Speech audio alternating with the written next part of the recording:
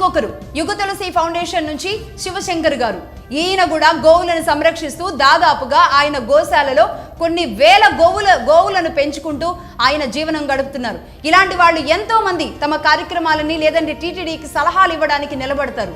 అలాగే శ్రీ శంకర విద్యాభారతి గో సంరక్షణ charitable trust కుప్ప శ్రీనివాస్ ప్రసాద్ స్వామీజీ ఆయన తన జీవితాన్ని మొత్తాన్ని కూడా పణంగా పెట్టేసి గో సంరక్షణ జరగాలి, భారతదేశంలో మళ్ళీ కూడా దేశవాళీ ఆవులు మాత్రమే ఉండాలి, తద్వారానే ఈ భూమి బాగుపడుతుంది.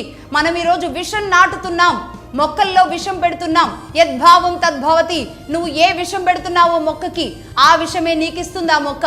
ఆ విషం తిని నువ్వు కూడా విషపూరితమే అవుతున్నావు, కానీ మనిషివి కాలేకపోతున్నావు అన్న సత్యాన్ని ప్రబోధిస్తూ ఇలా ఆయన శ్రీనివాస ప్రసాద్ స్వామీజీ తన జీవితాన్నే త్యాగం చేసి ఆయన ఒక ఆశ్రమం ద్వారా అనేక ఉత్పత్తులను, దేశవాళీ గో ఉత్పత్తులను తయారు చేస్తున్నారు. ఇలాంటి వాళ్ళు ఎంతో మంది ఉన్నారు. ఇలాంటి వాళ్ళందరినీ కూడా ఒక వేదిక మీదకి తీసుకొచ్చి ఎన్ని సంరక్షణ కేంద్రాలు చేయొచ్చు, అది జిల్లాల వారీగా చేస్తారా, గ్రామాల వారీగా చేస్తారా, లేదు అంటే శేషాచల అడవుల్లోనే అతి పెద్ద గో సామ్రాజ్యాన్ని నిర్మించాల్సిన అవసరం టీటీడీ మీద ఉంది.